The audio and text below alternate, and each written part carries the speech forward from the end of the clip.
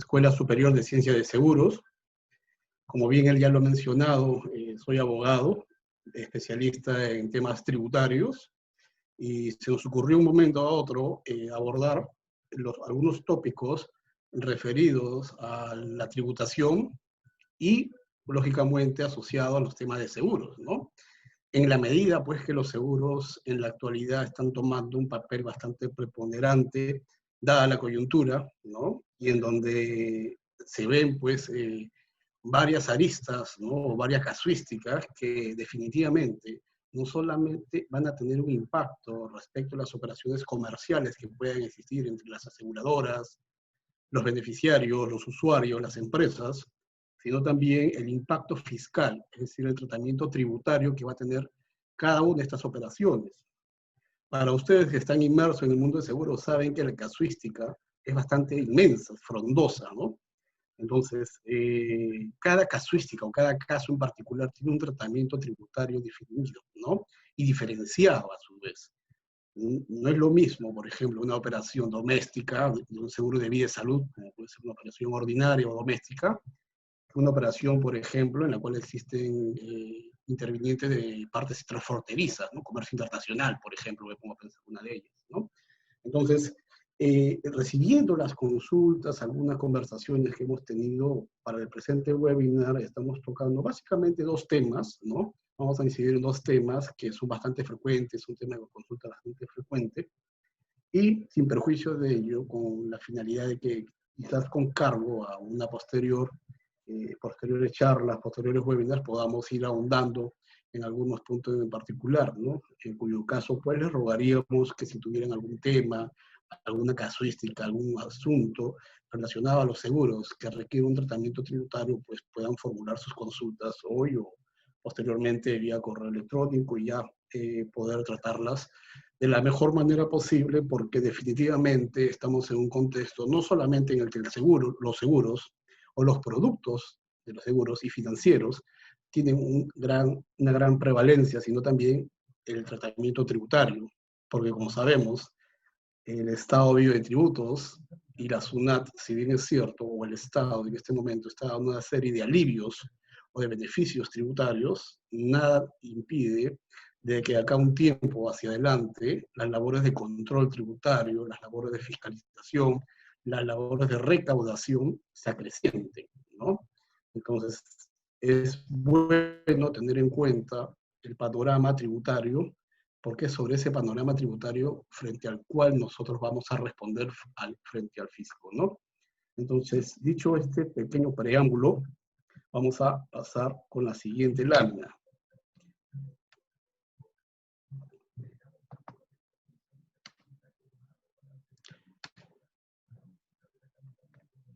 Dada la presente coyuntura, nos tenemos haciendo una serie, pues, de interrogantes, una serie de consultas, hay una serie de dudas respecto a los productos de seguros y su tratamiento, ¿no? Definitivamente el tema del COVID, pues, ha trastocado muchos aspectos, ha trastocado muchas relaciones comerciales, ha trastocado una serie de variantes y no queda lugar a duda que los términos y condiciones de las pólizas también van a ser materia, pues, de este tipo, o han sido impactadas con este tipo de pandemias o una serie de riesgos, ¿no? Definitivamente van a aspectos que se van a judicializar, se van a arbitrar, van a tener que negociarse, etcétera, ¿no? Entonces, resulta, pues, evidente de que no podemos estar ajenos, por un lado, a la problemática que enfrenta el mercado de seguros y de la mano, pues, con ello la tributación. Pues, como ya comentábamos, pues, estas operaciones van a estar grabadas según sea el producto que sea, dependiendo, pues, de la normatividad o del tributo que le resulte aplicable, ¿no? Entonces, dicho lo cual, ahora lo que nosotros tenemos aquí, o lo que nosotros podemos interrogarnos, o seguidamente a comentar es, ¿qué estamos sufriendo en la actualidad? En la actualidad podemos mencionar si estamos frente a una situación de globalización o si no estamos frente a una situación de globalización. definitivamente es un punto de inflexión. Este tema de la pandemia trae un punto de inflexión, un punto de quiebre. Y ese punto de quiebre, ha traído consigo que se venía comentando desde antes, pues que advierte múltiples analistas, ¿no? Y mercancías y riesgos de mercancías, bienes, capitales, personas, ¿no? En consecuencia, también un riesgo a nivel mundial. El riesgo mercantil, ¿no? Definitivamente también ha incidido en la propagación de este virus, porque si comparamos, pues, las situaciones pandémicas que históricamente nos ha acompañado en la historia de la humanidad, hoy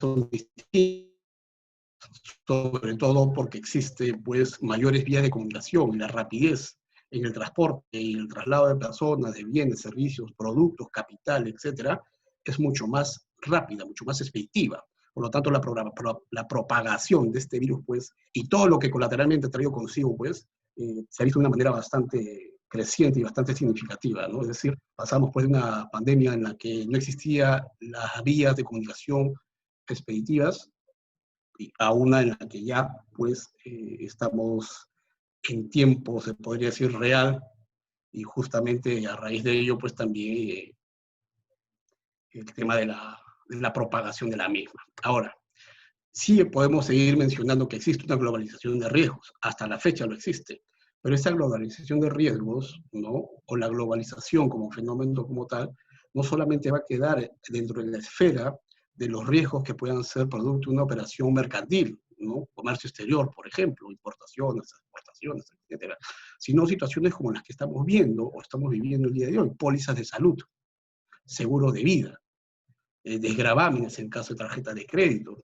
Entonces, hay una serie de productos de seguros que se van a ver activados o van a empezar a cuestionarse su procedencia o no, revisión de pólizas, etcétera, que definitivamente van a llevar pues a una renegociación, a una judicialización, a un litigio, ¿no?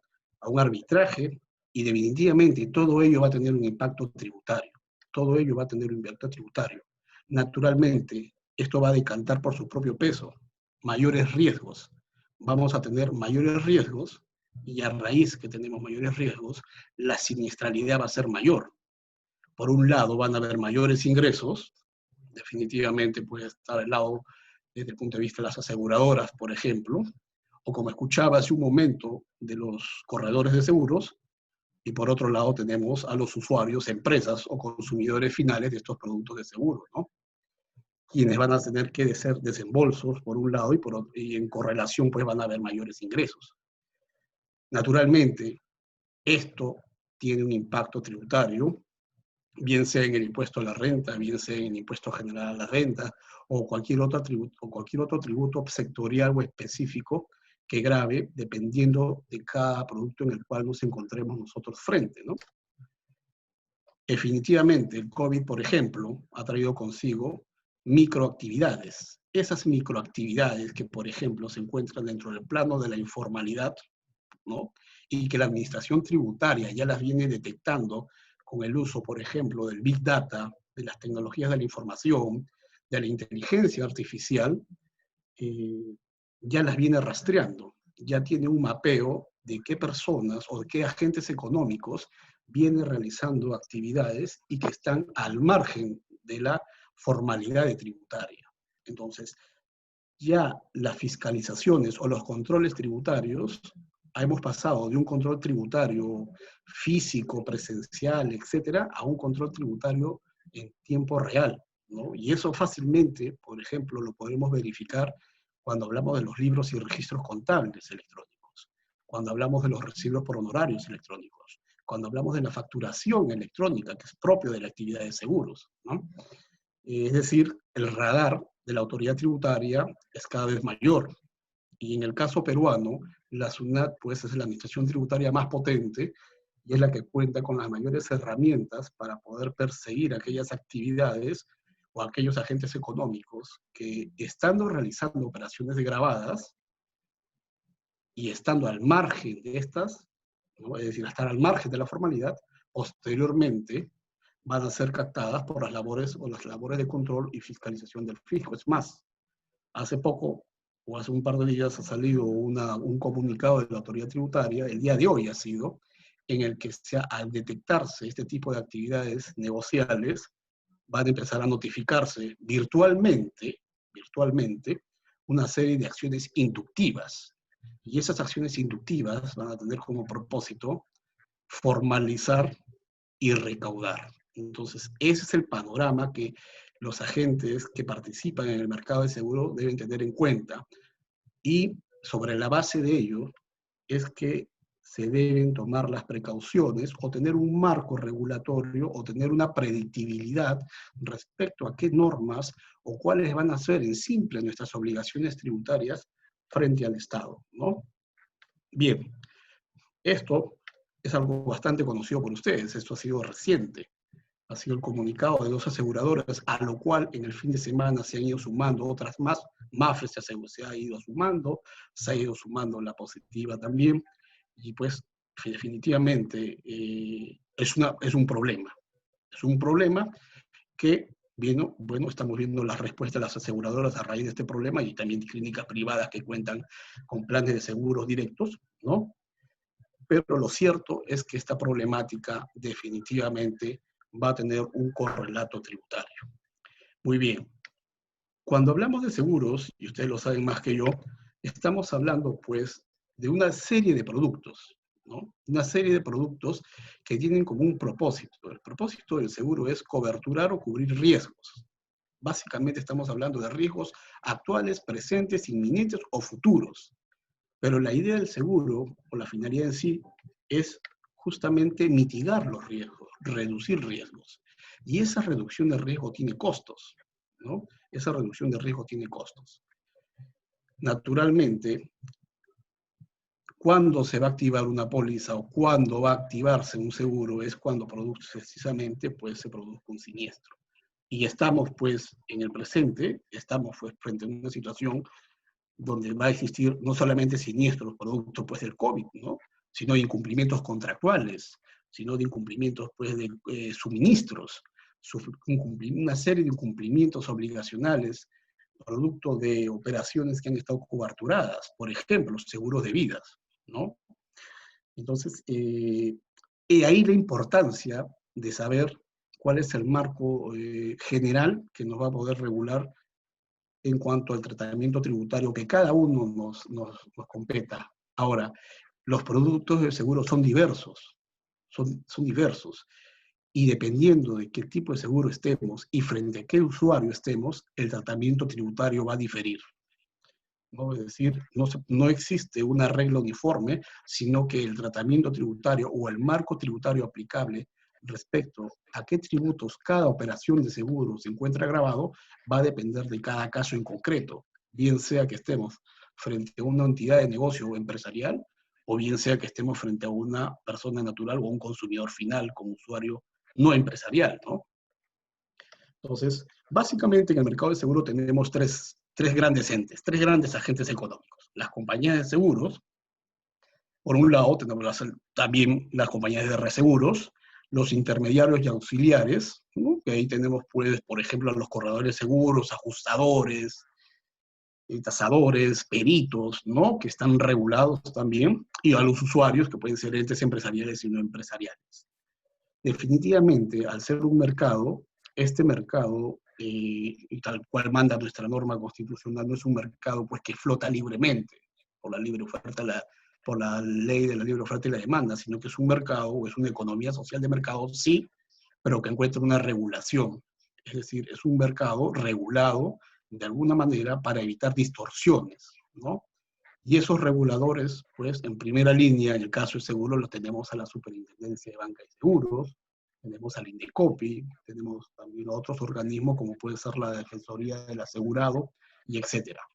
Ahora, ¿en dónde nos vamos a enfocar principalmente en este webinar? Nos vamos a enfocar en primer lugar en los intermediarios y auxiliares de seguros, y específicamente en los denominados corredores de seguros o coloquialmente denominados brokers. ¿Por qué? Porque hay una serie de discusiones que se han venido produciendo, no solamente a raíz de esto, sino de larga data, respecto de cuál es la naturaleza jurídica que tiene cada uno de ellos y qué tratamiento tributario le corresponde, es decir, qué tipo de tributos está obligado a pagar o a tributar, por ejemplo, un broker de seguro o un corredor de seguro. Entonces, este auxiliar, que es un intermediario de comercio, ¿no? De acuerdo a la ley de renta, de acuerdo al Código de Comercio del año 1902, etcétera, es un agente económico que va a mediar, ¿no? Va a mediar entre la compañía de seguro, ¿no? Y el usuario o el beneficiario. La gran pregunta en este caso es la siguiente: si el corredor de seguro o el broker de seguro percibe una renta empresarial o si percibe una renta del trabajo. Ese es un tema que siempre está en discusión y que además, muchas veces por desconocimiento, eh, se le da un tratamiento que no corresponde, y al no dársele el tratamiento que corresponde, ocasiona contingencias frente a la administración tributaria, en este caso la SUNAT. Entonces, siempre hay que tener bien en cuenta, bien claro, cuál es el tratamiento que le corresponde a un broker o a un corredor de seguros. ¿Para qué? Para que con ello nosotros pues evitemos algún tipo de problema futuro o en el mediano o largo plazo con la autoridad tributaria. Como sabemos, el fisco en la actualidad está dando una serie de alivios tributarios, una serie de beneficios tributarios, pero de aquí a un tiempo más adelante sabemos de que va a iniciar pues acciones de control o de regularización de operaciones que de repente no hayan estado enmarcadas definitivamente de acuerdo a ley, ¿no? Y en ese caso, cualquier argumento que no esté basado en derecho, pues va a ser o no va a ser oponible a la administración fiscal, porque se entiende que las reglas tributarias son de aplicación general, ¿no? Entonces, esta es un interrogante bastante común. ¿Qué tipo de renta percibe un broker o un corredor de seguro? Entonces, la pregunta aquí pasa por primero distinguir un tema. ¿Quién es el corredor de seguro y quién es el agente de ventas? Es un tema muy frecuente. El corredor de seguros, y ustedes lo conocen bien, no es cualquier tipo de ente, no es cualquier tipo de sujeto y no es cualquier tipo de agente económico.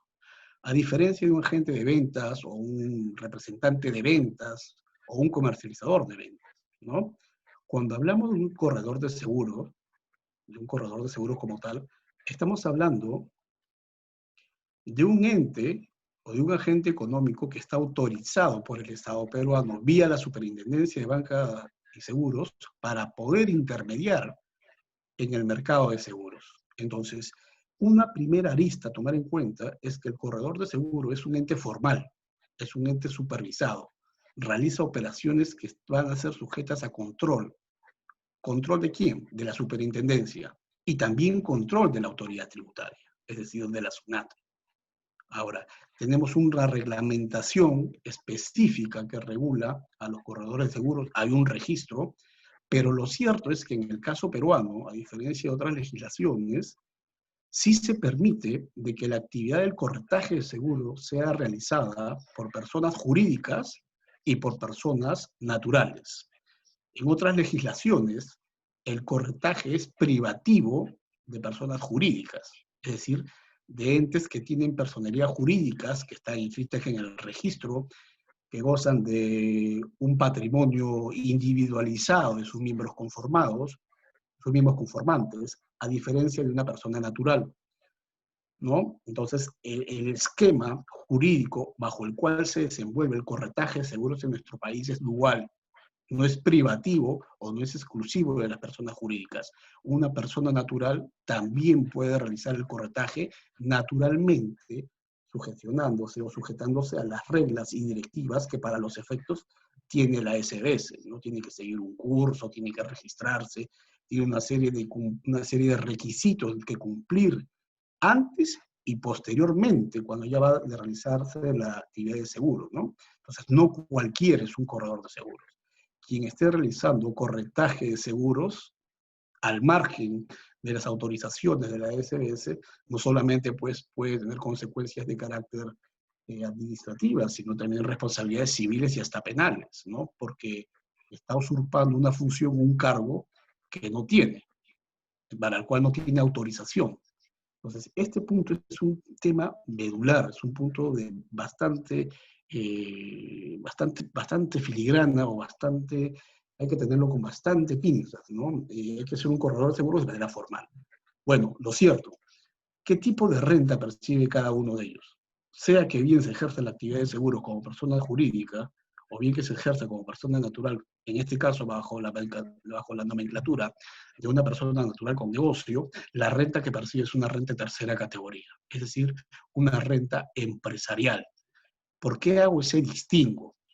Porque muchas veces, y han sucedido muchos casos, en donde hay personas que están realizando actividad de corretaje y no están cumpliendo el tratamiento tributario que le corresponde. Y asumen que son rentas personales, específicamente rentas de cuarta categoría. Y cuando las rentas de cuarta categoría son rentas que provienen del ejercicio profesional independiente, de una actividad profesional, científica u oficio, y emiten un recibo por honorario, ¿no? Entonces, ese tratamiento tributario es totalmente erróneo. El tratamiento tributario que le corresponde a una persona natural que se dedica al corretaje de seguros es el de un ente empresarial, tan igual como un ente empresarial que tiene personería jurídica, solamente que en este caso no la va a tener. ¿Cuál es el gran problema, entre comillas, que puede suscitarse en una persona natural que realiza actividades de seguros sin constituir personería jurídica? Básicamente es que no tiene el tema de la responsabilidad limitada, en cuyo caso pues su patrimonio personal y aquel que afecte a la actividad empresarial, ¿no?, se va a ver confundido, ¿no?, en cuyo caso va a responder por la totalidad de su patrimonio.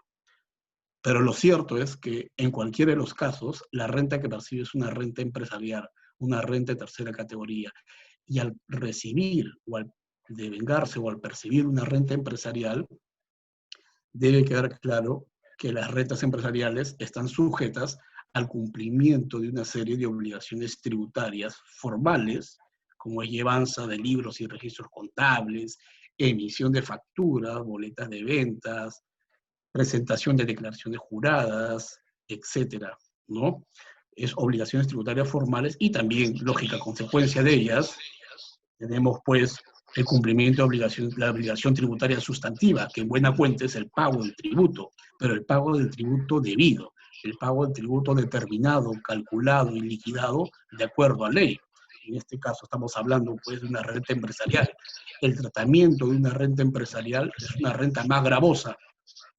Si estamos hablando de una renta o de un impuesto a la renta corporativo, estamos hablando de un impuesto a la renta de una tasa de 29.5, sin perjuicio de aquellas actividades que pueden estar grabados con el IGB como prestación o utilización de servicios.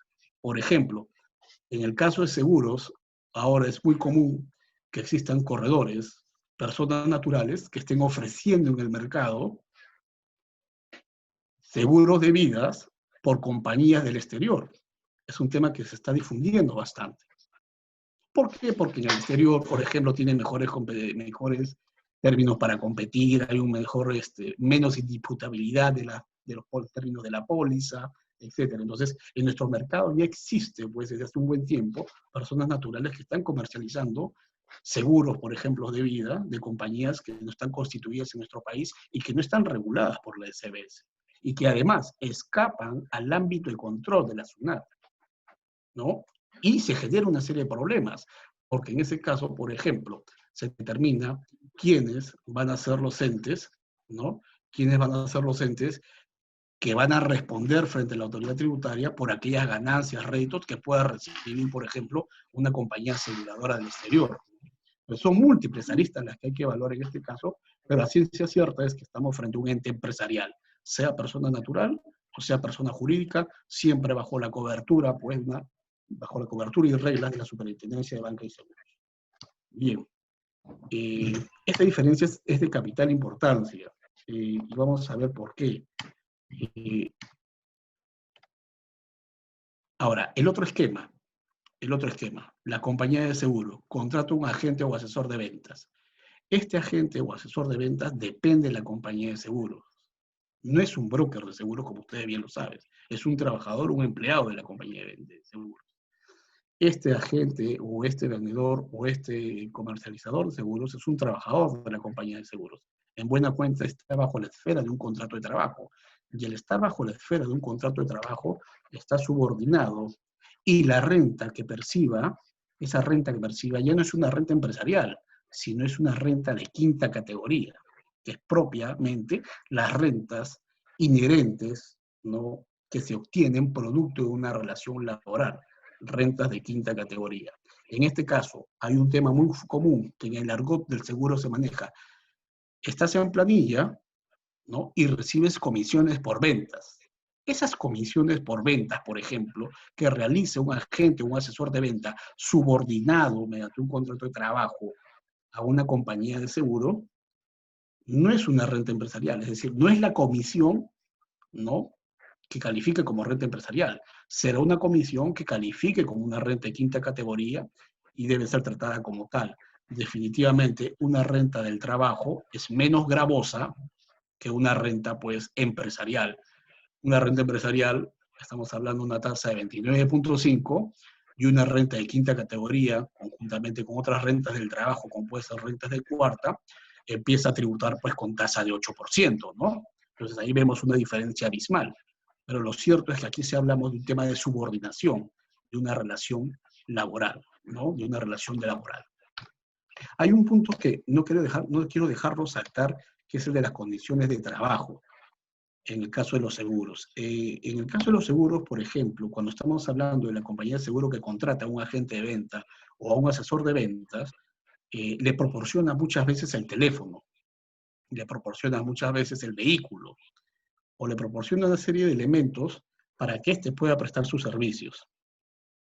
Definitivamente, esas condiciones de trabajo no son rentas de quinta categoría, porque son aquellos elementos que entrega el empleador, en este caso la compañía de seguro, para que el trabajador pueda prestar sus servicios, ¿no? Por ejemplo, el teléfono, folletería, etcétera, maletines, qué sé yo.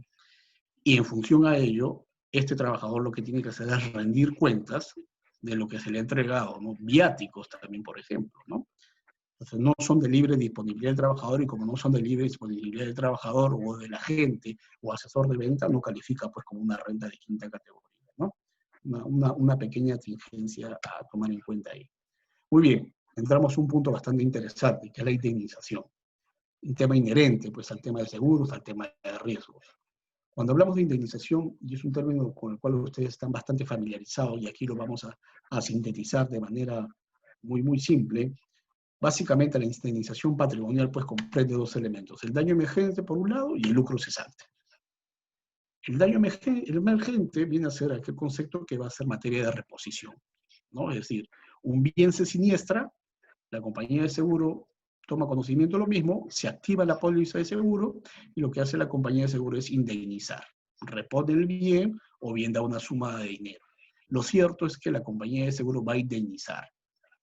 ¿Qué va a indemnizar? En este caso, el daño emergente. Va a reponer. Entonces, el daño emergente tiene como finalidad reponer un bien siniestrado. ¿Vía qué? Vía una indemnización. La pregunta que va a surgir acá y que después la vamos a tocar es si esa indemnización va a estar grabada o no con el impuesto a la renta. Y eso va a depender de algunas variables que vamos a tocar. Y el lucro cesante, que es otra de las variables que se toma en cuenta cuando hablamos de indemnización, podemos resumirla como aquellas ganancias, ¿no?, o réditos que dejamos de percibir producto justamente del daño emergente, ¿no? Por ejemplo, si somos una compañía que se dedica al transporte aéreo, y esa compañía de transporte aéreo tiene dentro de sus activos un avión, y ese avión se siniestra, sufre un desperfecto, se accidenta, entonces la compañía de seguros lo que va a hacer es indemnizar el valor del avión, dependiendo naturalmente los términos y condiciones de la póliza, ¿no? Y el lucro cesante vendría a ser aquellas ganancias que hubiera percibido o aquellos réditos que hubiera percibido o hubiera réditos que hubiera dejado de percibir esta compañía de aviación por no haber podido seguir prestando los servicios por el avión siniestrado, ¿no? Entonces, Estas dos instituciones son fundamentales y son básicas, el daño emergente y el lucro cesante. El daño emergente está destinado a la reposición y el lucro cesante son las ganancias dejadas de percibir producto del siniestro, ¿no? Este tema tiene incidencia tributaria bastante directa. ¿Por qué? Porque cuando hablamos nosotros, por ejemplo, de la indemnización destinada a reponer de un bien del activo fijo, tenemos que partir de ciertas consideraciones introductorias. Por ejemplo, la primera pregunta que tenemos que tomar en cuenta es si la indemnización califica como renta gravada o no. La regla, en la medida que ésta proviene de beneficios empresariales, es que las indemnizaciones puedan encontrarse gravadas con el impuesto a la renta. Es más, así lo reconoce la ley del impuesto a la renta como tal. Es decir, una indemnización está grabada con el impuesto a la renta, naturalmente ese se viene a ser la cobertura o el marco general, pero también existen variables en el devenir del desarrollo de las normas y dependiendo de qué operación nos encontremos, en que haya indemnizaciones que no estén grabadas, ¿no? Por ejemplo, las indemnizaciones que se pagan por muerte, básicamente indemnizaciones de carácter personal. Pero si estamos hablando del esquema ya empresarial, sí tenemos que hacer un alto, porque en ese caso, si bien es cierto, partimos de una premisa que las indemnizaciones se encuentren grabadas, hay que hacer siempre la distinción entre el daño emergente y el lucro cesante, ¿no?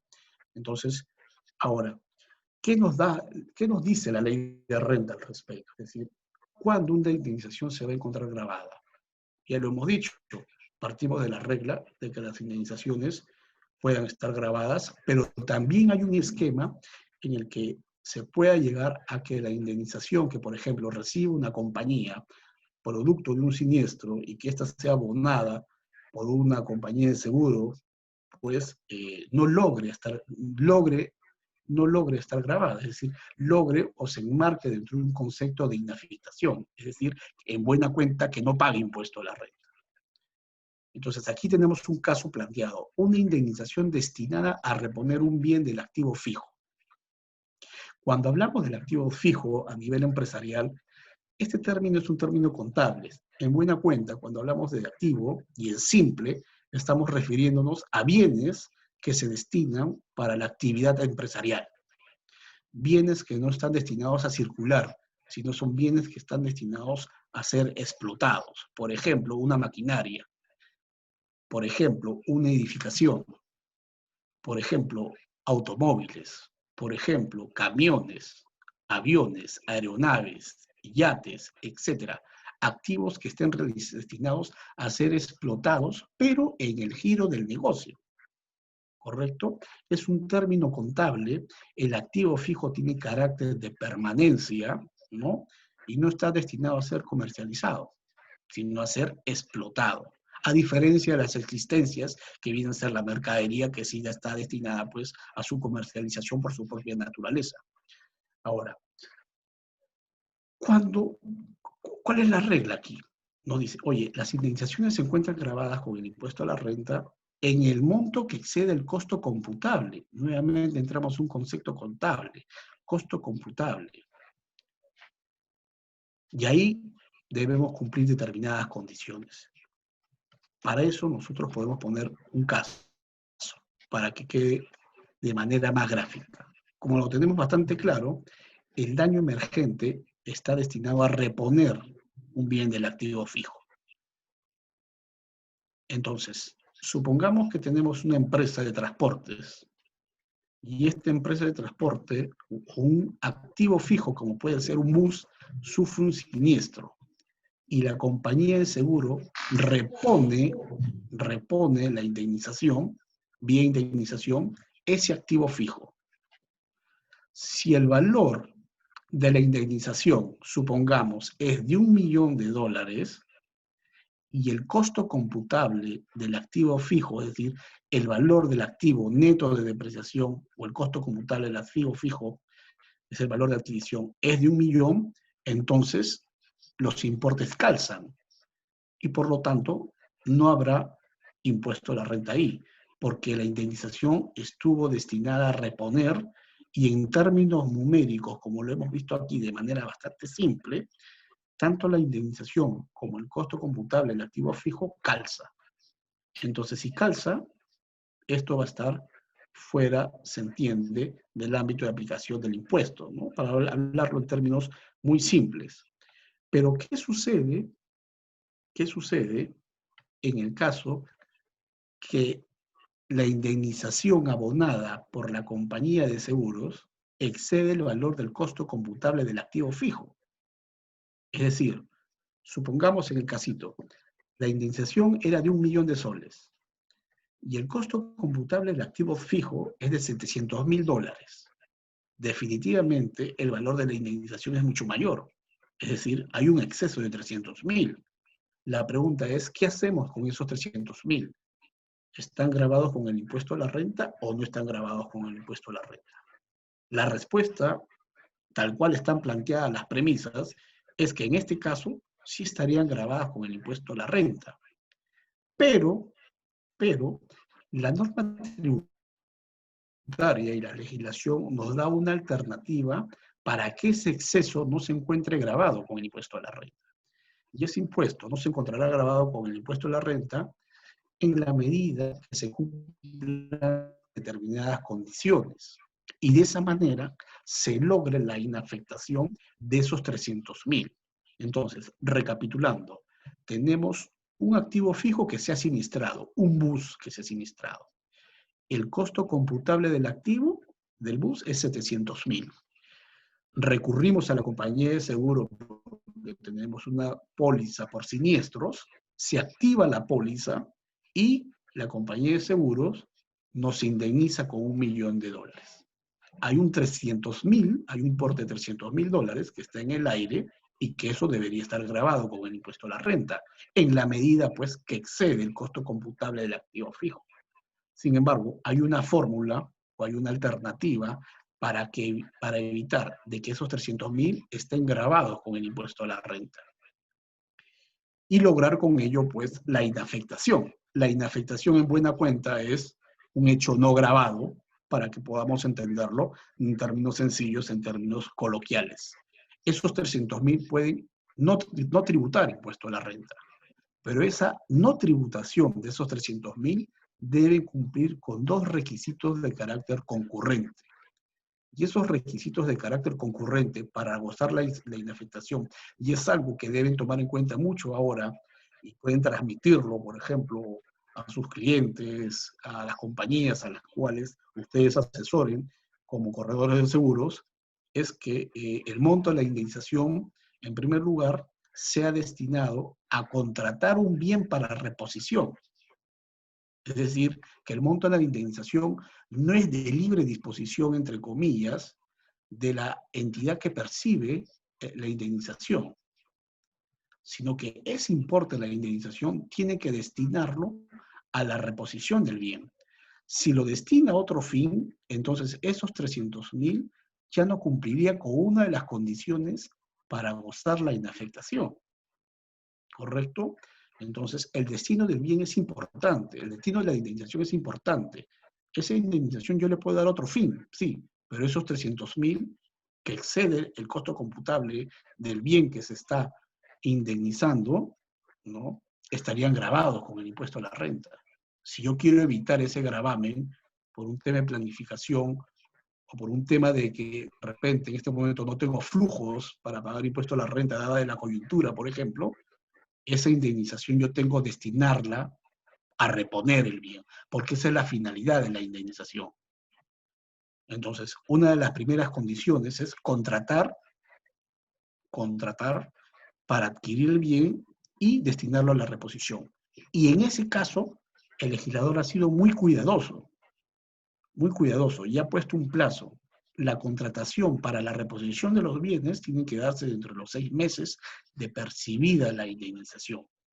¿Esto por qué? Para evitar maniobras que tiendan a diferir o malutilizar este mecanismo o esta medida que nos da el Estado vía las normas de lograr un concepto inafecto, ¿no?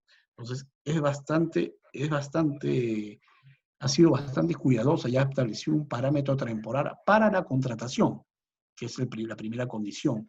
Pero además de la contratación, además de cumplir con la contratación, hay otro requisito que también se debe observar de manera concurrente, que es el de la reposición.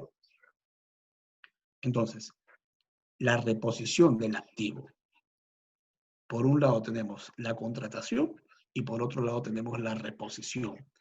La reposición del activo, por ejemplo, que se vaya a producir, se tenga que fabricar, se tengan que hacer los contactos, etcétera, etcétera. Todo lo que conlleve, pues, la reposición de un activo, la negociación en sí para la contratación, ¿no? El intercontractual, como denominan los abogados, ¿no? El tema de la negociación puede demorar 6 meses, pero tiene que haber una contratación. Y posteriormente una fase ya objetiva u operativa, que viene a ser la ejecución, vía en sí ya la reposición del activo. Es decir, que el activo físico, ¿no?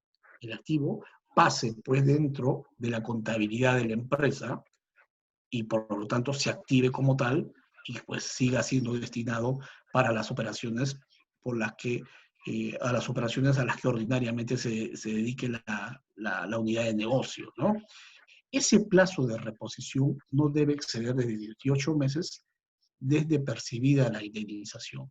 Entonces, si yo quiero lograr la indemnización, yo quiero lograr la inafectación en buena cuenta, no quiero pagar el impuesto a la renta producto de una indemnización que excede el valor del costo computable del activo fijo siniestrado, yo tengo pues que contratar para reponer el activo dentro de los 6 meses de percibida la indemnización y además la reposición del activo se produzca dentro de los 18 meses. Si yo incumplo cualquiera de estos dos requisitos, entonces ese exceso, que en nuestro caso sería $300,000, no van a gozar de la inafectación y por lo tanto se van a encontrar grabados con el impuesto a la renta.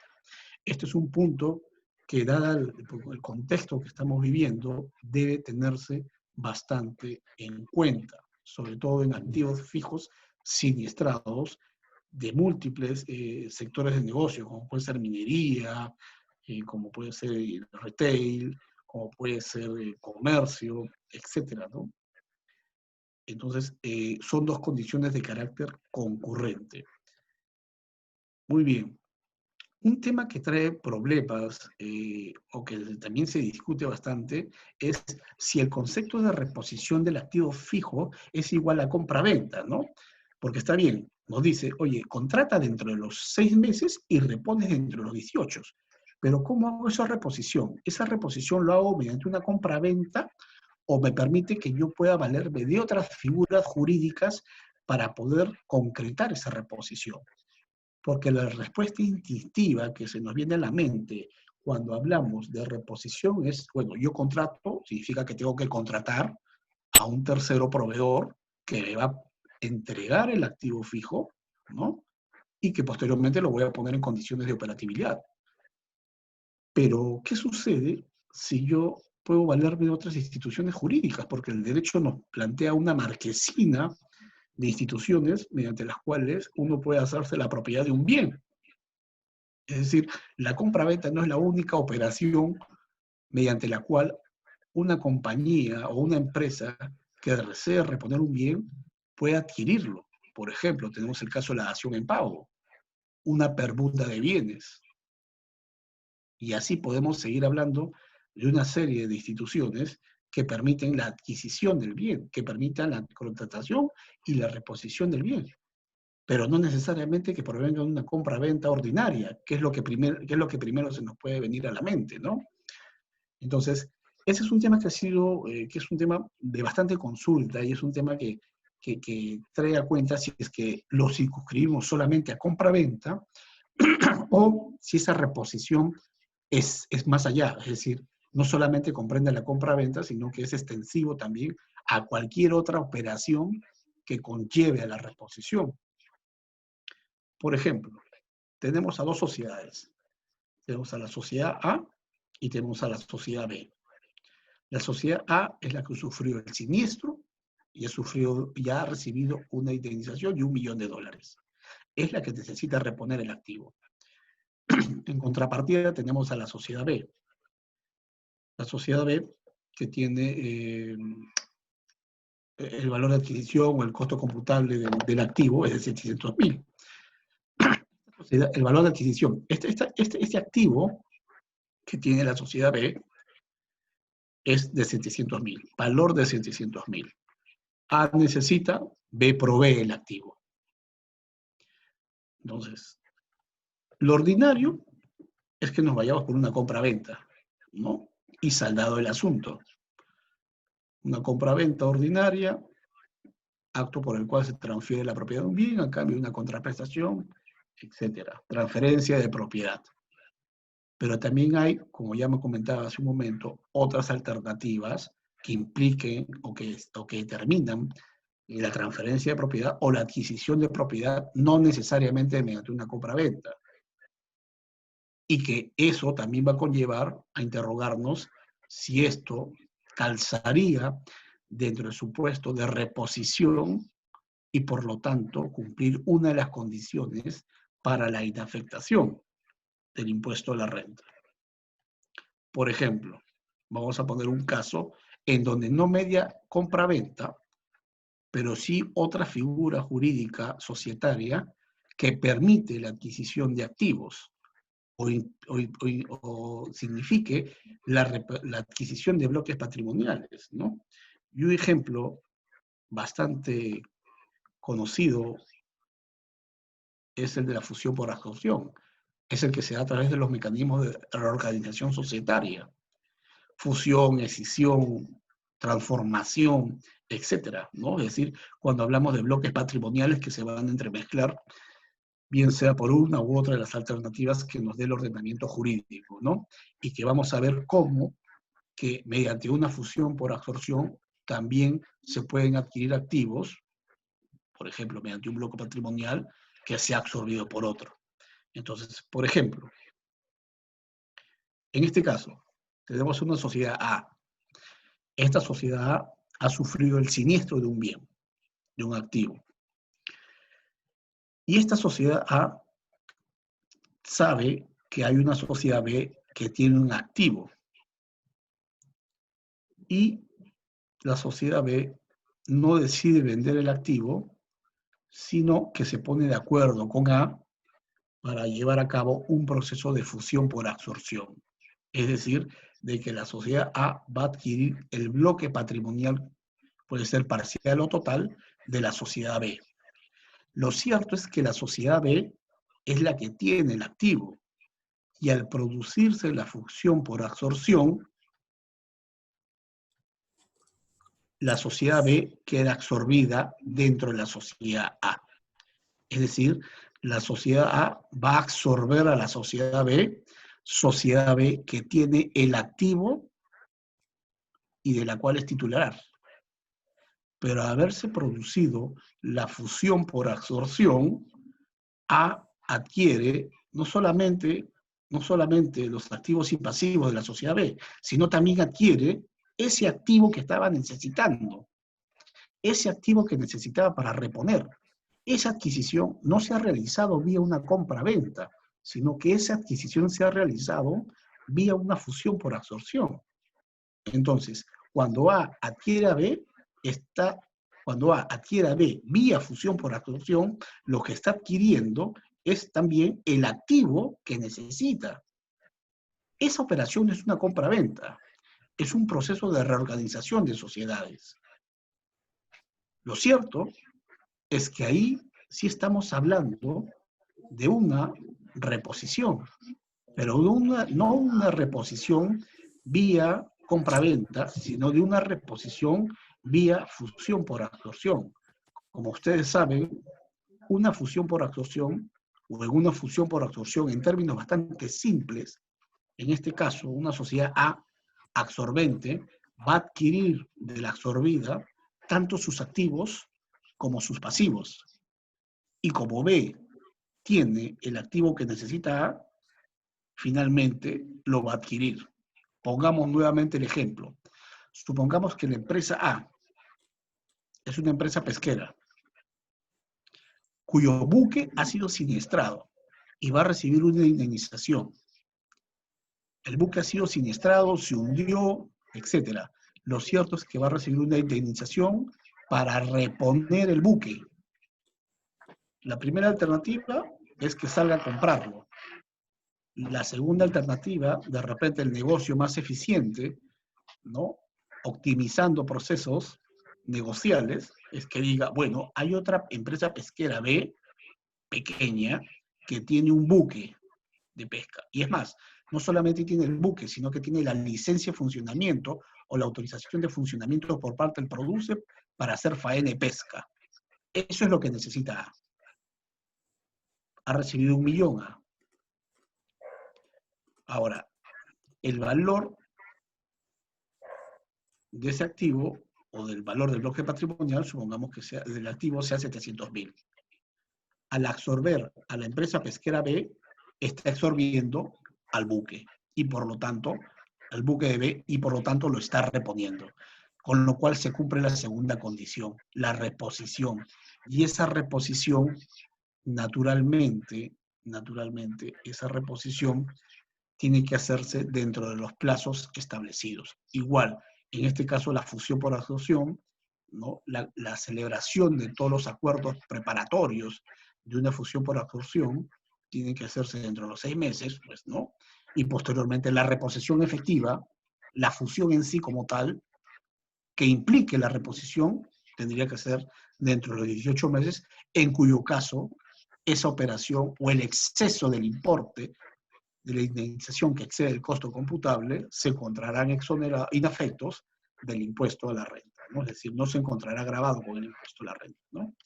En cuyo caso, resumiendo, tenemos que en este caso, los 300.000 que exceden el costo computable del valor del activo fijo y la reposición inafecta del impuesto a la renta, siempre se va a dar si solo si se cumplan las condiciones preestablecidas y ya mencionadas hace un momento, ¿no?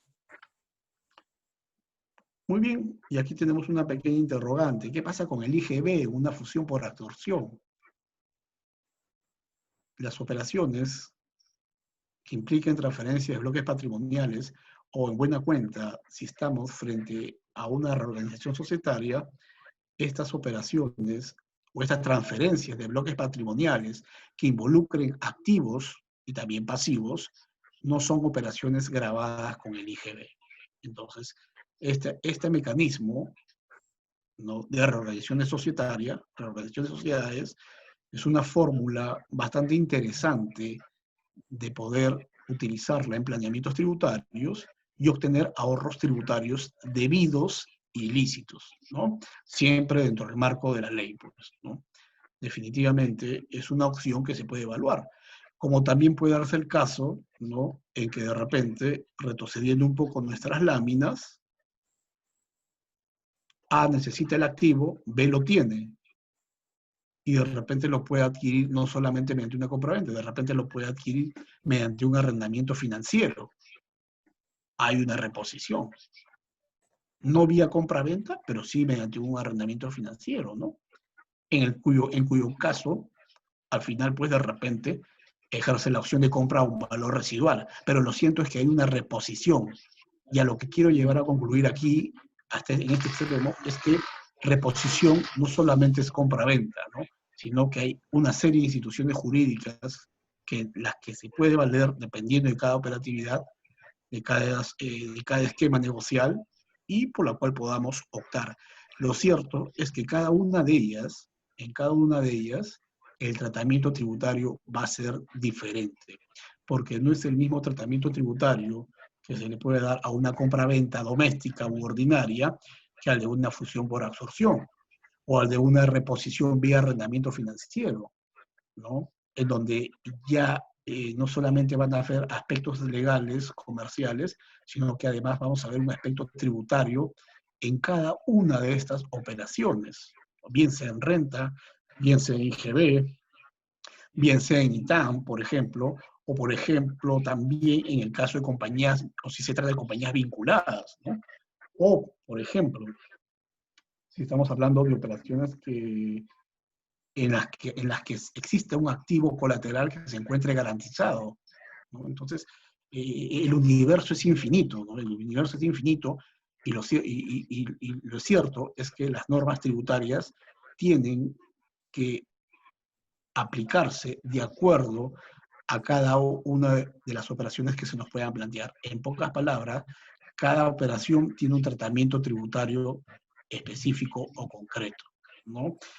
Muchas veces hay una mala praxis que es muy difundida en el mercado tributario, en el que se trata de estandarizar operaciones.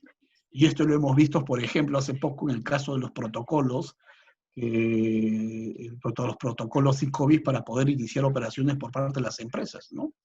En un mismo momento, el asunto estuvo bastante engorroso y hoy por hoy, pues, vemos que por el ánimo de iniciar operaciones, que es natural, vemos pues que se empieza a difundir o a comercializar, por decirlo de alguna manera, protocolos que no son propios de la actividad y peor aún, protocolos que son simples plantillas y que finalmente les puede traer contingencias tributarias, no solamente contingencias tributarias, sino también contingencias sobre todo a nivel de SUNAFIL, a nivel de Produce, etcétera, ¿no? Entonces, siempre cada operación de seguro en la cual se encuentra involucrado un producto de seguro, siempre tiene que ir de la mano con un correlato tributario, ¿no?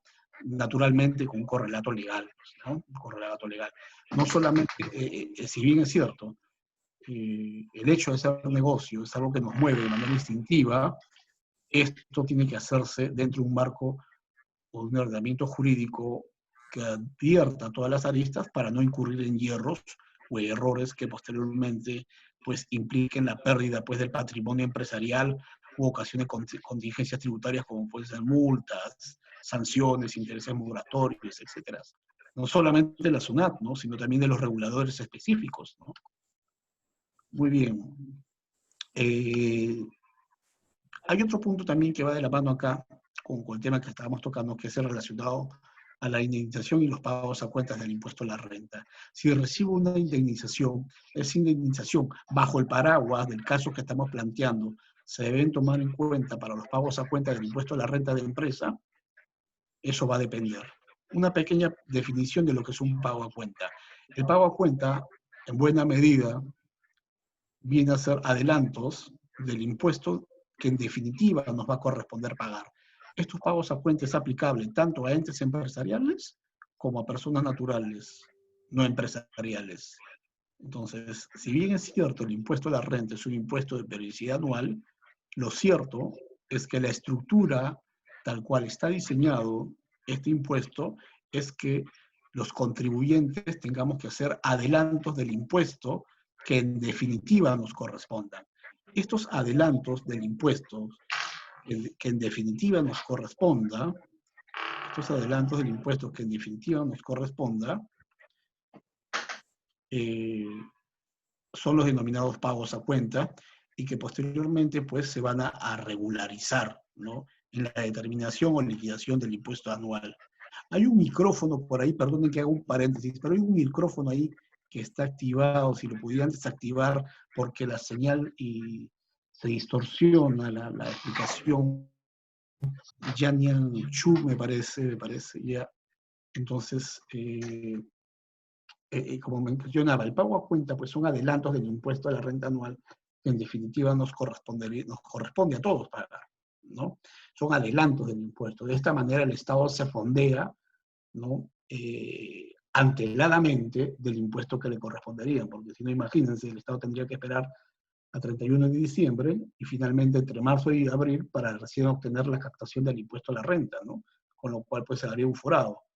Entonces el Estado se fondea con estos pagos, que en buena cuenta finalmente vienen a ser créditos contra el impuesto, ¿no? Se van a descontar.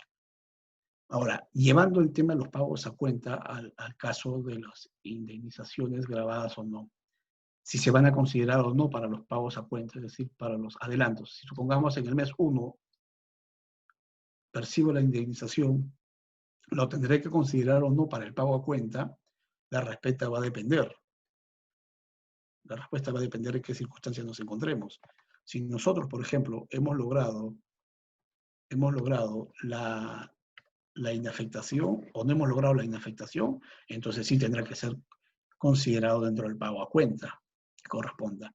Pero si hemos cumplido con los requisitos para lograr la inafectación de ese exceso de la indemnización, ¿no? El importe que excede el costo computable del valor del activo fijo, entonces no tendrá que ser incluido dentro del pago a cuenta de tercera categoría. Muy bien, aquí.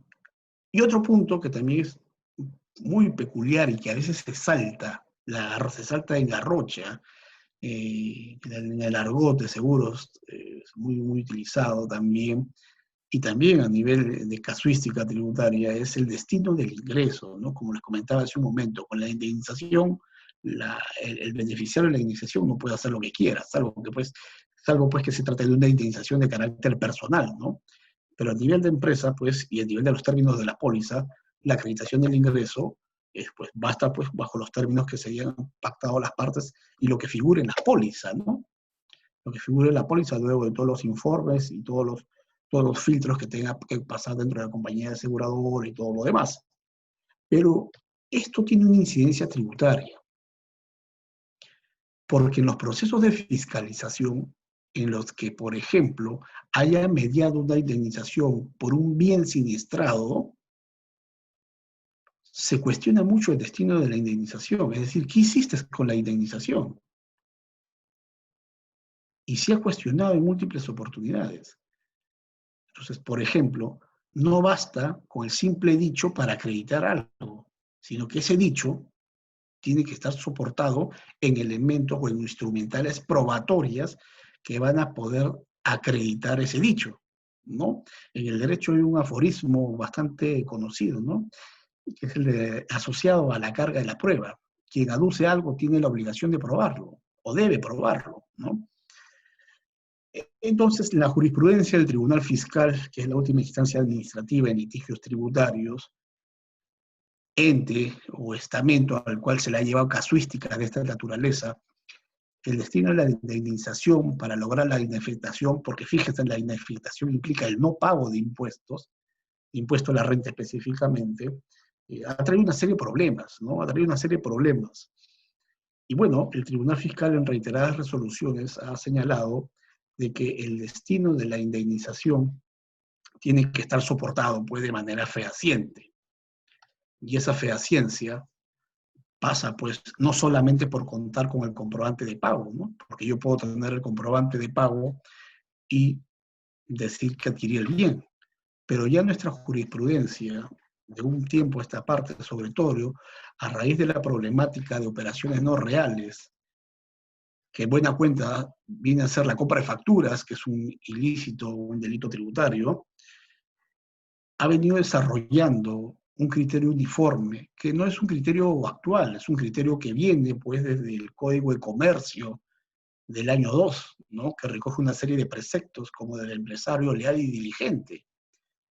Sobre la base de esta norma del año 1902, en cuyos extremos varios de estos articulados están aún vigentes, el empresario leal y diligente pues tiene que contar con toda la documentación que circunda pues una operación, y en este caso es acreditar el destino de la indemnización. Entonces, si yo recibo la indemnización para comprar un buque o un bus, tendré que tener no solamente el comprobante de pago de compra, que vendría a ser la factura de repente, sino también aquella operación o aquella documentación circundante, que puede ser actas de juntas de accionistas, proformas, cotizaciones, eh, órdenes de pedido, ingresos al almacén, etcétera. Entonces, toda esa documentación me va a permitir a mí como empresa evitar que la autoridad tributaria me pueda cuestionar el destino de la indemnización. No basta con un simple informe interno del área de contabilidad, por ejemplo, o el área de almacén, o el área de logística, sino que se requiere toda la documentación natural, inherente, del bien, dependiendo del bien y del negocio al cual estemos nosotros, o al cual esté inmerso, para poder acreditar el destino de la indemnización. porque si no se acredita esto de manera fehaciente, por más que se hubiese cumplido de manera objetiva las dos condiciones concurrentes, como puede ser la contratación dentro de los 6 meses o la reposición dentro de los 18, puedo yo haber cumplido con esos dos requisitos. Pero si no acredito el destino, no pruebo el destino, entonces la administración tributaria me va a reparar esa inafectación y me va a exigir el pago del impuesto a la renta, en cuyo caso esos 300.000 que son del casito que hemos puesto, tendrán que tributar no solamente impuesto a la renta, sino también habrán pues multas, intereses moratorios del tributo omitido, intereses moratorios de la multa, y si por ahí la empresa no tiene flujo o no tiene caja para poder hacer frente al cumplimiento de esa acotación o ese reparo que puede hacer la SUNAT, pues potencialmente nos veremos inmersos dentro de un procedimiento de cobranza coactiva, ¿no?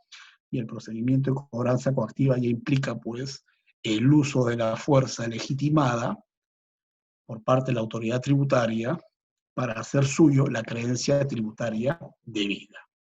Es un tema muy importante. En el tema frente a SUNAT, el tema documental, el tema probatorio, el tema de la fehaciencia es un tema de capital importancia, ¿no?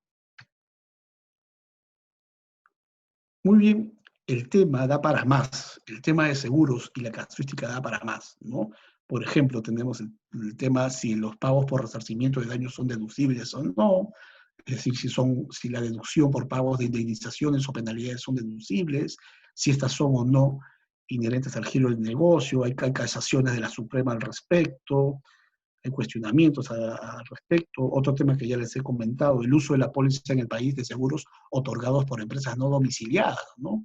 ¿Qué tratamiento tributario va a darse en el Perú? Porque el aprovechamiento o el consumo o el acto de consumo se va a dar en el país, ¿no? Además que de repente se puede discutir si es una renta de fuente peruana, en cuyo caso habría retención del impuesto a la renta, ¿no? ¿Y quién lo haría? ¿Lo haría el broker de seguro, sea persona natural o jurídica, o lo haría el usuario, ¿no? Entonces son situaciones que se pueden suscitar y en cada caso el tratamiento tributario va a ser disímil, ¿no?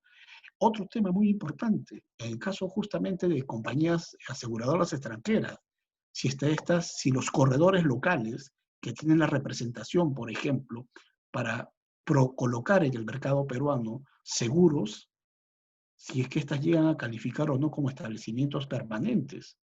Y según sea el caso, el tratamiento tributario en cuanto a la renta se refiere va a diferir, ¿no? Si es renta de fuente peruana, por ejemplo, ¿no? La tasa la tasa del impuesto a la renta por retención por primas es del 7%, ¿no?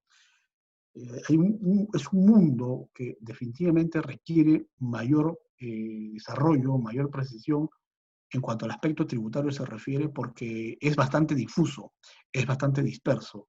Las normas son muy dispersas y la casuística, pues en materia de seguros, como hemos estado viendo, también lo es, y ustedes lo conocen mejor que yo, ¿no?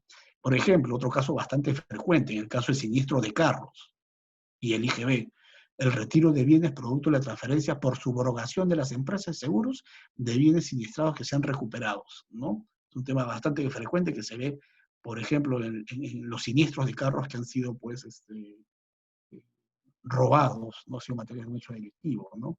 El tratamiento de las comisiones de por póliza de aseguradoras del exterior, la deducción de bienes siniestrados si se encuentran asegurados o no, las deducciones de primas de seguros, si son locales o no son locales, etcétera. Muy bien, este es el tema que hemos tocado el día de hoy. Espero que el tema haya sido de agrado de todos ustedes. Y bueno, quedamos para las preguntas que puedan formularnos, no antes darle las gracias a todos ustedes participantes y también al doctor Lengua, quien dirige pues la Escuela Superior de Ciencias de Seguros, una institución que cada vez se va consolidando en materia de capacitación, y estoy seguro de que no será la primera vez que nos encontremos desarrollando este tipo de seminarios o conferencias o webinars que son muy importantes e interesantes conocer, sobre todo en el contexto actual. Muy bien, doctor Lengua. No sé si hay algún interrogante, algunas preguntas que deseen formular. Doctor Farfán, antes que nada quiero felicitarlo por su brillante exposición y como lo ha manifestado en la última parte, hay muchos, pero muchos temas por tratar, como ha mencionado, pues el tema de la deducción de primas, los corredores de seguros y estos establecimientos permanentes, las pólizas que ofrecen compañías extranjeras. Es realmente un mundo aparte, creo yo, lo que es la tributación y el seguro. Y nuevamente, doctor Farfán, felicitarlo por esta brillante exposición y así nosotros tenemos la oportunidad de acercarnos a este mundo de la tributación. Felicitaciones, doctor. ¿Alguna pregunta que se le quiera formular al doctor, por favor? A ver, aquí creo que por el chat tengo, a ver si lo voy a ver.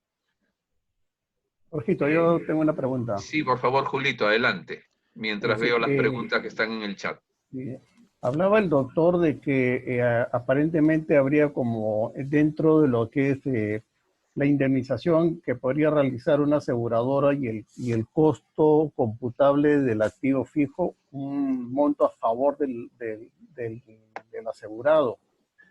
Las aseguradoras normalmente, de acuerdo, pues así la póliza establece que se indemniza a valor de reposición o en todo caso a valor comercial, que es valor actual menos depreciación. La finalidad de la póliza es indemnizar al asegurado en la situación que se encontraba antes del siniestro, sin que haya un lucro. Entonces, cuando el doctor refería que había unos 300.000, digamos, de ejemplo, entonces, ¿a qué se referiría eso? Porque los parámetros de la póliza están claramente establecidos. Sí, lo cierto, a ver, vamos a ver si el audio está activado. Lo cierto es que hay algunos casos en donde el valor de la indemnización puede exceder ese costo computable. Básicamente, también asociado al valor del activo a reponer. Entonces, el activo a reponer, no muchas veces el valor del activo no calza con el valor que se pueda tener en libros. Y en esos casos, cuando excede ese valor de reposición, es donde se presenta la gran disyuntiva. ¿Qué hago con ese exceso tributariamente? Está bien, a nivel comercial, a nivel de póliza, puede ser ese valor, pero a nivel comercial, a nivel del valor del activo a reponer, es donde puede suscitarse este tipo de disyuntiva. Y es en esa circunstancia en donde en los departamentos de contabilidad de los asesores tributarios tenemos que determinar si efectivamente ese exceso va a estar grabado o no. Ya, esa situación, doctor, se daría cuando la indemnización es a valor de reposición, ¿no? Porque ya si el bien pues ya tiene 2 años, 3 años, las pólizas establecen que hasta 3 años valor reposición, pero cuando es a valor actual calzaría, no habría esa diferencia, digamos, entre comillas, a favor del asegurado, ¿no? Claro, cuando sea a favor cuando hay un exceso a favor del asegurado, entre comillas, ¿no? Perfecto. Por eso, Ahora, por eso es que uno de los casitos puse, ¿no? Que el valor de la indemnización es 1.000.000, ¿no? Y el valor de reposición es 1.000.000.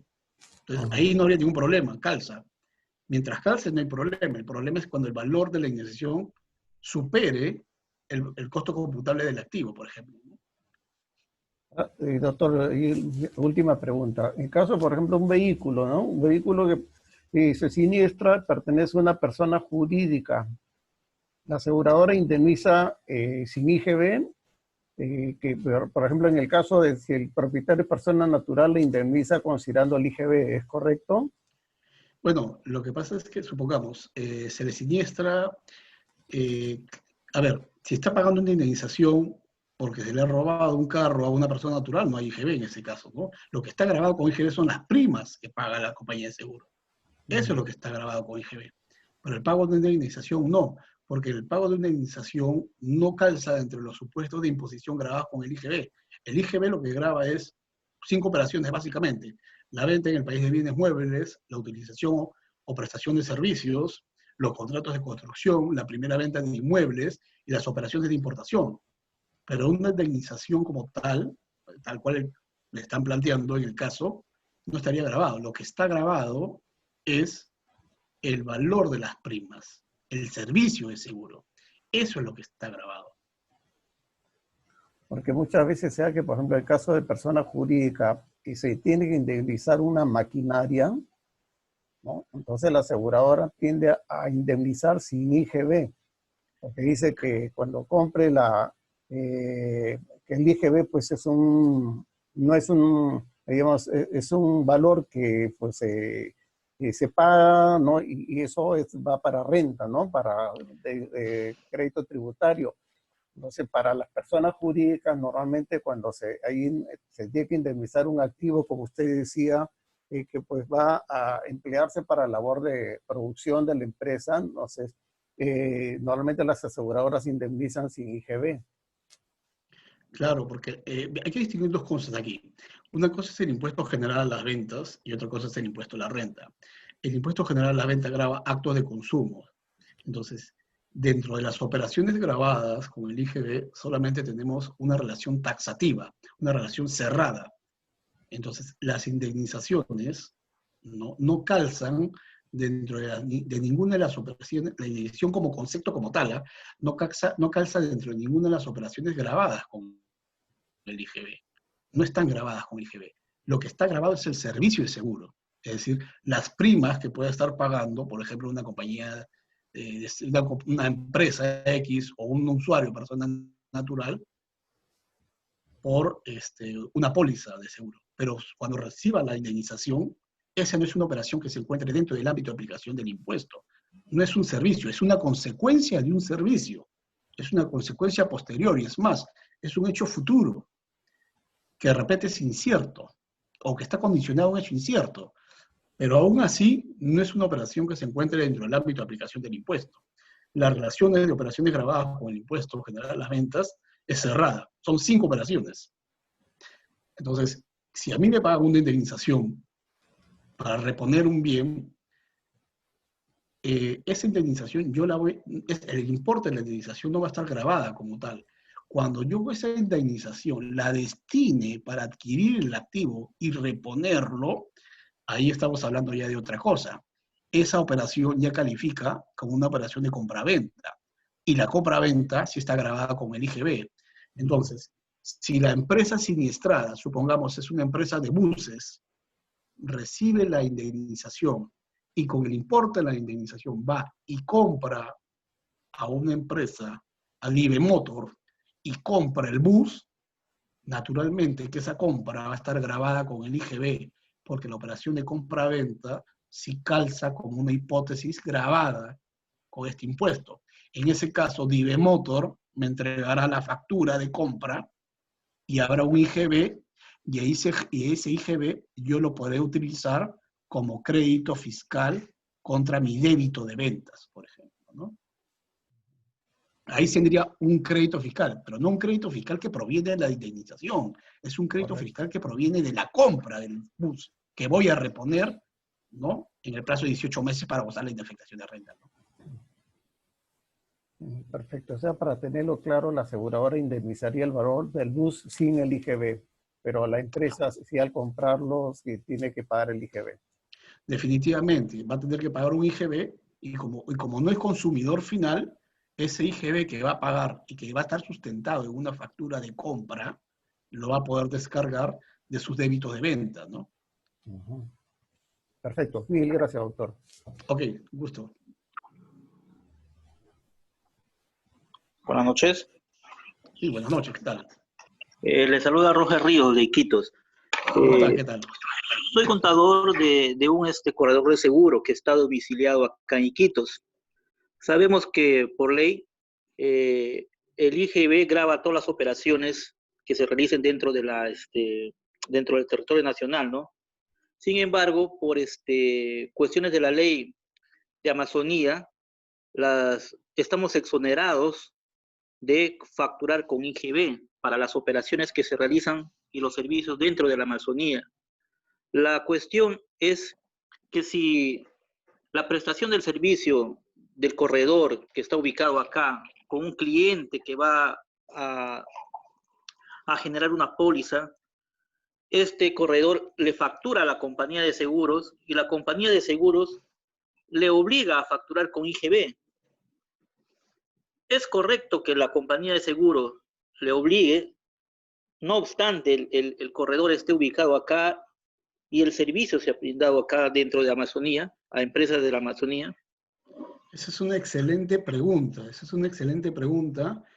y además porque estoy bastante familiarizado con el tratamiento tributario de operaciones en zona de Amazonía. Tengo algunas operaciones de algunos clientes de zona de selva y se presenta pues este tipo de adquisiciones, ¿no? Incluso en caso de detracciones del IGB. Muy bien, Exacto. aquí hay que tener en cuenta lo siguiente. La ley de Amazonía, que establece la exoneración, que es la ley de promoción de inversión en la zona de Amazonía vigente de los 90, Así es. es una norma sectorial que exonera del impuesto general a la venta a las operaciones que se realicen en las zonas especificadas en la ley, ¿no? En pocas palabras, a la zona de selva. Muy bien, Así es. pero para poder gozar de la exoneración del IGB, se deben cumplir determinados parámetros. Por ejemplo, que el servicio y los actos de consumo y de producción se realicen en zona de Amazonía. Primer supuesto. La contabilidad sea llevada en zona de Amazonía. Segundo, tercer supuesto. Si es una persona jurídica que esté inscrito en los registros públicos de la zona de Amazonía. Y otro de ellos, que está relacionado a los activos, si la memoria no me falla, que más del 75% de los activos estén en zona de selva. Entonces, si yo soy un broker de seguros, persona jurídica o persona natural, ¿no?, que opero en zona de selva, que sola y exclusivamente voy a colocar seguros en zona de selva, entonces estaría exonerado, estaría gozando de la cobertura de la exoneración. Pero si yo, a pesar de todo ello, estoy colocando seguros en otras zonas que no sean de Amazonía, sí estarían grabados con el impuesto general a las ventas. La idea es que exista exclusividad. Ahí lo que te permite es un porcentaje de tus operaciones podrían estar fuera de zonas que no superen el 75-70% del total, ¿no? En Claro, este caso, mi cliente tiene pólizas mínimas que no superan, que están fuera de Amazonía. Ese cliente que tiene solamente está 100% cumplido los requisitos de la ley de Amazonía. Casi todo lo que ha mencionado, pero el monto de sus operaciones, tiene algunos clientes que salen de fuera de Amazonía, ¿no? Pero que no sobrepasan el mínimo o el monto de las operaciones requeridas, ¿no? Para que pueda gozar. Ya, lo que pasa es que ahí hay toda una discusión, porque el espíritu de la norma de la exoneración es que el 100% de las operaciones sean en Amazonías. Esa diferenciación o ese porcentaje está asociado al tema de los activos. Es un tema muy discutible, porque de alguna manera pone una camisa de fuerza para aquellas entidades de negocio que estén en Amazonía y que, por ejemplo, les pueda salir una oportunidad de negocio fuera de Amazonía. No sé, me pongo a pensar, Huánuco, que en la zona que no esté comprendida dentro de la zona. Claro, ¿no? Así es. O Cusco, por ejemplo, ¿no?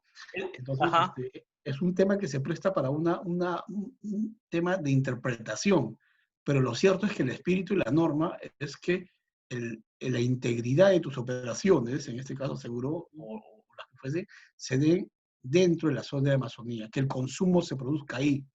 El porcentaje del 75% de los activos y todo lo demás no está referido en sí a la actividad como tal, ¿no? Sino que el 100% de las operaciones sean realizadas en selva, ¿no? El tema es que... Salvo en determinadas otras operaciones en donde sí se ha establecido unas variantes, ¿no? Donde sí se ha establecido otros aspectos diferenciales, por ejemplo, piscicultura, acuicultura, etcétera, ¿no? Claro, ellos tienen otros beneficios. El tema aquí es que cuando yo facturo con IGB y por el monto, si pasa 700 nuevos soles, estoy obligado a que me hagan la detracción. Correcto. Entonces estoy obligado a crear una cuenta de detracción, pero esa cuenta de detracción no la puedo utilizar contra el pago de IGB porque yo no tengo crédito fiscal, ¿no? Y me quedaría solamente esperar un pago a cuenta el pago definitivo del impuesto a la renta o solicitar la la Devolución. disponibilidad, ¿no?, de mi cuenta de detracciones, ¿no? Ese es un gran problema, el tema de las detracciones, no solamente para zona de Amazonía, donde genera un efecto financiero nefasto, porque está descapitalizando a las empresas, no solamente en Amazonía, sino también en costa o en cualquier otra región del país. El sistema de detracciones que nació con la finalidad de combatir la evasión, etcétera, no debería aplicarse de manera general, sino de manera focalizada. Ahora, en el caso en el caso de operaciones de Amazonía es mucho más dramático, porque como bien usted refiere, usted no tiene un crédito o no tiene un débito contra el cual descargar ese IGB, y por lo tanto ese Exacto. IGB se va acumulando como crédito fiscal y solamente le quedan dos opciones, o sea, solicitar la devolución nada más del mismo. Pero ya sabemos que una solicitud de devolución o de libre disponibilidad de fondos de una cuenta de detracciones trae consigo pues una fiscalización, ¿no? Y si no tenemos la casa en orden, de repente las consecuencias son gravísimas, ¿no? Claro, y yo voy a tener que pagar siempre el IGB que facturo, ¿no? Al final. Se va a acumular el IGB. Definitivamente el IGB se va a acumular en su cuenta corriente de detracciones, ¿no? No, o sea, además que yo, como Pero le facturo puede, IGB, tengo que pagar ese IGB. definitivamente, y además, o en todo caso, hacer un tema de planeamiento para que ese IGB, pues importe los tributos que tenga en su cuenta de detracciones, los pueda optimizar y utilizarlo para el pago de otros impuestos, como por ejemplo el impuesto a la renta anual, por ejemplo. O Eso tendría incluso que para esperar un año. de multas, sanciones. Sí, lamentablemente es un sistema que ya es caduco, es un sistema que debe proscribirse ya. Y más aún en este contexto, y no solamente para la zona de Amazonía, sino para todas las actividades en general, ya el sistema de detracciones debería quedar sin efectos, ¿no? Pero eso sería el efecto colateral. Lo que bueno, quizás le escriba posteriormente a su correo, es específicamente si debería facturar con IGB o no debería facturar. En mi criterio, por ley de Amazonía, no debería facturar con IGB, La porque pregunta cumple es, todas las condiciones. ¿dónde se produce el acto de consumo? Dependiendo de a qué se llame el consumo, en este caso del servicio de broker. O sea, ¿Dónde se si está, es dónde se va a producir el servicio? el servicio acá en Amazonía. Ya, ese es de una perspectiva geográfica, ¿no? Física, ¿Ah? pero el consumo, ¿quién lo va a aprovechar económicamente el servicio? Eso es la óptica, ¿no? O sea, si lo Do- aprovecha do- la do- compañía de seguro, no, lo no, no, no, aprovecha no. A lo que me Ajá. refiero es dónde se va a aprovechar económicamente el servicio. Bueno, ahorita no tendría una respuesta. Dependiendo de la perspectiva, quién es el que aprovecha, ¿no? Si la compañía de seguro No, no, no. El o que aprovecha el servicio es el usuario. Es el ya, usuario del entonces servicio seguro. el usuario está ubicado acá en la Amazonía. La mayoría, Ya, por no decir entonces, el 100%. entonces si está ubicado en Amazonía, gozaría de la exoneración, ¿no? A eso voy, ajá. A eso voy. Por eso, ahí lo que tenemos que verificar es si es que se cumplen todas las condiciones para gozar de la exoneración de Amazonía y por lo tanto no grabarlo con el impuesto a la renta y gozar de la exoneración. Pero esa A la, evaluación siempre tiene que hacerse caso por caso. Porque, por ejemplo, le pongo un caso, compañías constructoras, entidades técnicas del Fondo Mi Vivienda que construyen en Amazonía, se han trasladado para allá para no grabar sus operaciones con IGB. Pero ¿qué pasa si por ahí les sale una construcción, una convocatoria del Fondo Mi Vivienda en Lima? El servicio el servicio de construcción de módulos ya no lo está haciendo en Amazonía, lo está haciendo fuera. Y por lo ahí tanto esa sí, de hecho, operación tiene se que quedaría pagar. grabada, ¿no? Por Exacto. ejemplo, ¿no? Entonces cada caso concreto tiene que evaluarse muchas aristas. Por ejemplo, si se cumplen las condiciones por parte del prestador y por otro lado, quién está haciendo o dónde se va a hacer el uso, consumo o el aprovechamiento económico del servicio, ¿no? Correcto. A la compañía de seguro como que le favorece que yo le facture con IGB porque a él le va a significar un crédito fiscal, ¿no? Bueno, habría que verlo en cada caso concreto, ¿no? Definitivamente la emisión de una factura con IGB da derecho a crédito fiscal, ¿no? Pero ojo, el crédito fiscal no es algo con el cual uno podamos jugar libremente, sino que para tener derecho a crédito fiscal se tienen que cumplir ciertos requisitos, como es que sea gasto o costo para efectos del impuesto a la renta, por un lado, esté destinado para la adquisición, sea destinado a operaciones por las cuales se debe pagar impuesto, y además otros requisitos formales como que el comprobante de pago esté disgregado o anotado en el registro de compras, ¿no? Y etcétera.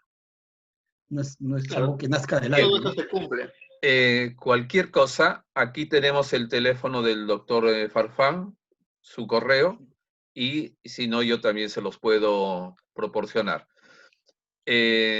Doctor Muchas Farfán, gracias. una vez más Gracias. le quedamos muy agradecidos y seguro lo voy a comprometer para en lo sucesivo pues seguir ahondando sobre temas tan interesantes para el mundo del seguro. Una vez más, doctor, muchas Perfecto, gracias. doctor Lengua. Sí, Muchas gracias. bien. ¿Alguna otra? Gracias, doctor Farfán. Muchas gracias, doctor Lengua. Muy agradecidos con todos por su presencia esta noche. No sé si